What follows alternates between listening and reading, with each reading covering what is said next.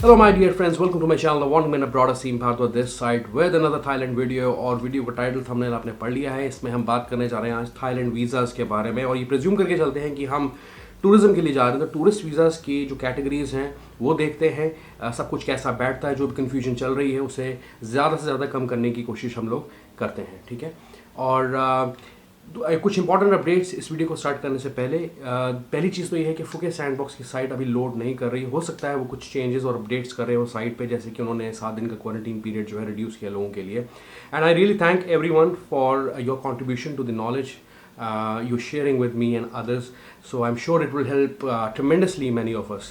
तो once again thank you so much। और इसके बाद हम बात करते हैं COE के बारे में, जिसके अंदर बैंक स्टेटमेंट की रिक्वायरमेंट नहीं होती है। ये मैंने अपने कम्युनिटी जो पोस्ट है उससे भी शेयर की है चीज़ आपके साथ। और इसमें सिर्फ आपको पर्सनल डिटेल्स लगानी होती हैं, पासपोर्ट की कॉपी लगानी होती है, टूरिस्ट वीज़ा अपना लगाना पड़ता है, किसी भी किस्म का वीज़ा है वो आप लगाएंगे वहाँ पे। और कोविड-19 की ट्रैवल इंश्योरेंस जो है $1,00,000 की, वो आपको अपलोड करनी पड़ती है। कंफर्म्ड फ्लाइट टिकट्स जो है वो होनी चाहिए, और जो होटल बुकिंग्स हैं आपकी वो SHA प्लस में होनी चाहिए। लेकिन अगर आप क्वारंटीन करने जा रहे हैं तो आपकी बुकिंग होनी चाहिए ASQ होटल्स के अंदर। ठीक है, आई होप कि इसमें कोई कन्फ्यूजन नहीं है अब। और बात करते हैं आगे फ़्लाइट्स के बारे में। अभी कोई डायरेक्ट फ़्लाइट्स नहीं है, क्योंकि ट्रैवल बबल अरेंजमेंट अभी होना है इंडिया और थाईलैंड के बीच में। तो जो भी अगर आप फ़्लाइट्स देख रहे हैं कहीं, वो सारी कनेक्टिंग फ़्लाइट्स हैं और वो बहुत बहुत ज़्यादा आपको एक्सपेंसिव पड़ेंगी। तो इसलिए इसमें जो भी कन्फ्यूजन है उसके लिए हमें थोड़ा सा रुकने की ज़रूरत है। फ़्लाइट्स का अपडेट आएगा, वो सब दूर हो जाएगा। वैसे मैं आपको दिखा दूं कि मैं इस वक्त इंडिगो की साइट पे हूं, और आप यहां देख सकते हैं कि जितनी भी कंट्रीज़ हैं इसमें कहीं थाईलैंड का नाम नहीं है।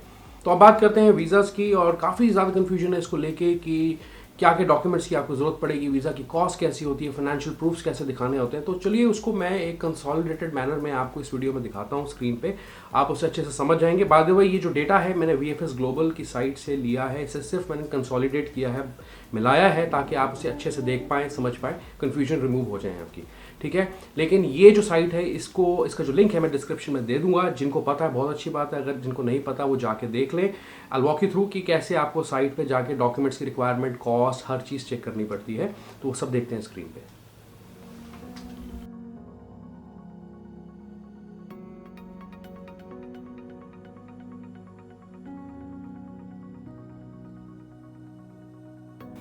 और गाइस, तो ये वो शीट जो मैंने प्रिपेयर की है, और ये डेटा आ रहा है VFS ग्लोबल की साइट से। सिर्फ कंसोलिडेट किया है ताकि आपको अच्छे से समझ में आ जाए, क्लियर हो चीज़ें। तो यहाँ पे लिखा है single entry tourist visas, multiple entry tourist visas, transit visa, dependent visa, STV special tourist visa. इसकी कॉस्ट बनती है कुछ 2500 रुपये सिंगल एंट्री की, मल्टीपल की आप देख सकते हैं 12,000 है, ट्रांजिट वीज़ा की 1900 रुपये है, डिपेंडेंट वीज़ा की 4000 है, और STV की 5000 है। ड्यूरेशन ऑफ स्टे देखें, सिंगल एंट्री के अंदर 60 दिनों का मिलता है आपको, मल्टीपल एंट्री टूरिस्ट वीज़ा में भी 60 दिनों का मिलता है, ट्रांजिट वीज़ा में मिलता है within 30 days, dependent visa में मिलता है should not exceed 90 days, STV special tourist visa में मिलता है stay up to 90 days. STV can be extended twice while the visitor is in Thailand for a period of 90 days पर each extension. Validity की बात करें, single entry की है 3 महीने, मल्टीपल की है 6 महीने, ट्रांजिट की है 3 महीने, डिपेंडेंट वीज़ा की है 3 महीने। STV का जो है वो 90 डेज़ का रहता है स्टे, तो वो शायद 90 डेज़ के लिए ही अप्रूव होता होगा। यहाँ पे प्रूफ ऑफ फंड्स जो आपको दिखाने पड़ेंगे, इसके अंदर काफ़ी ज़्यादा कन्फ्यूजन और डाउट है लोगों को। तो $700 है in case of single entry tourist visa. इसके बाद मल्टीपल एंट्री टूरिस्ट वीज़ाज़ में आपको 4 लाख का बैलेंस दिखाना पड़ता है। फिर ट्रांजिट वीज़ा आता है, इसमें आपको फिर $700 जो कि 50,000 52,000 समथिंग कुछ बनता है अगर आप कन्वर्ट करके देखें। STV के लिए आपको चाहिए कम से कम मिनिमम 4 से 5 लाख का बैलेंस, लेकिन 5 लाख हम मान के चलते हैं यहाँ पे। ठीक है, तो यहाँ पे जो कन्फ्यूजन थी, अब जो COE का पोर्टल है उस पर बैंक स्टेटमेंट अपलोड नहीं करनी, जैसे हमने क्लियर कर दी है चीज़।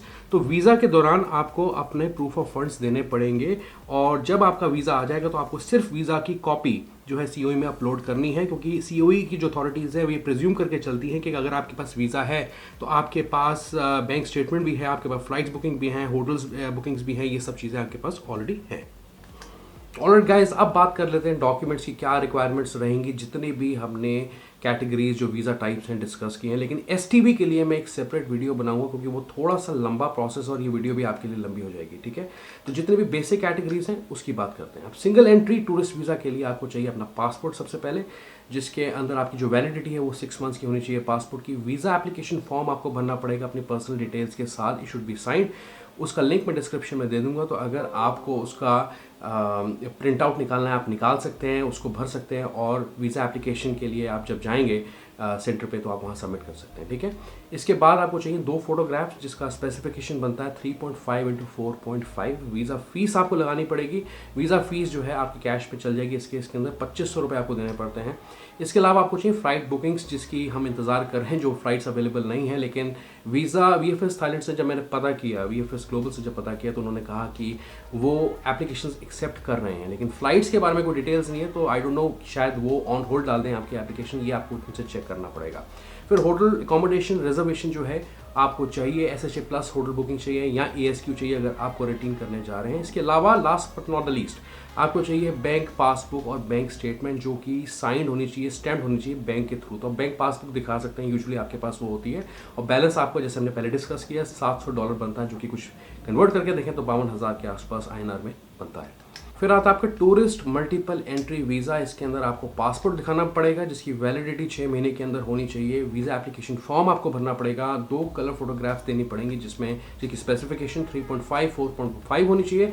वीज़ा फीस और सर्विस चार्जेस आपके बनते हैं 12,000 रुपये यहाँ पे, to be paid in the form of demand draft favouring the Royal Thai Embassy, payable at New Delhi, यहाँ जिस सेंटर में आप जा रहे हैं, Mumbai, Calcutta and all that. Evidence आपको चाहिए परमानेंट रेजिडेंस इन इंडिया, तो उसके लिए आप आधार कार्ड दिखा सकते हैं। कंफर्म्ड एयर टिकट्स चाहिए, in and out return fares आपको चाहिए, क्योंकि आप अगर थोड़े लंबे टाइम के लिए जा रहे हैं तो मतलब कि अप टू 30 डेज़ या 90 डेज़ के बीच में अगर आपका ट्रैवल है तो रिटर्न फेयर्स आपको दिखानी है। आइटनरी जो है आपको दिखानी पड़ेगी एक डिटेल जिसमें आप ये बताएंगे क्या पर्पज़ है आपका जाने का और कहाँ से कहाँ आप जा रहे हैं।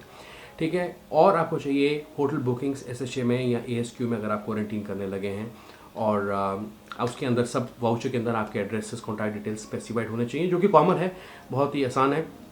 इसके बाद बात करते हैं बैंक पासबुक की, बैंक स्टेटमेंट की। तो आपको बैंक पासबुक या स्टेटमेंट दोनों दिखा सकते हैं, authorised by the bank, stamp होनी चाहिए, स्टैंपिंग होनी चाहिए बैंक की उसके ऊपर, और जो बैलेंस आपने दिखाना है वो यहाँ पे दिखाना है 4 लाख रुपए अपने अकाउंट में कम से कम in the last 6 months.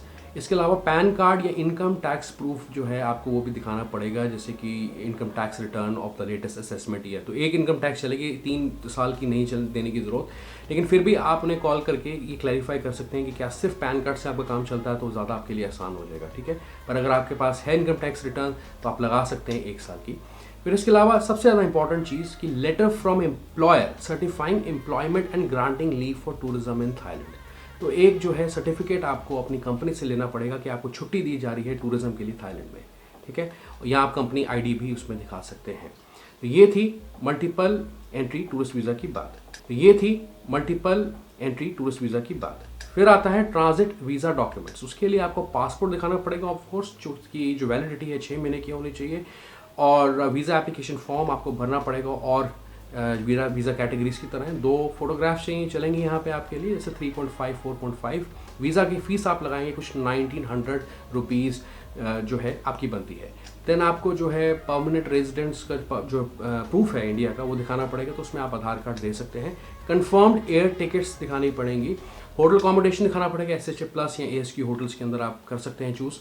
Bank passbook दिखानी पड़ेगी आपको। ठीक है, उसके अंदर आपका बैलेंस बनता है कुछ $700, जो कि कन्वर्ट करके देखें 52,000 रुपये INR में बनता है। फिर optional cheese international health certificate on yellow fever vaccination for applicants travelling from 45 countries. ये होता है एप्लीकेबल उन कंट्रीज़ पे जो अफ्रीकन कंट्रीज़ हैं यूजुअली, तो इसमें ये I think it's an option, तो आप इसको स्किप कर सकते हैं। फिर बात करते हैं dependent visa, non immigrant visa, single entry के बारे में, जिसमें आपको पासपोर्ट दिखाना पड़ता है with the validity of not less than 6 months. ठीक है, वीज़ा एप्लीकेशन फॉर्म आपको भरना पड़ेगा। फोटोग्राफ्स आपको 2 लगानी पड़ेंगी, रीसेंट फोटोग्राफ्स 3.5 4.5।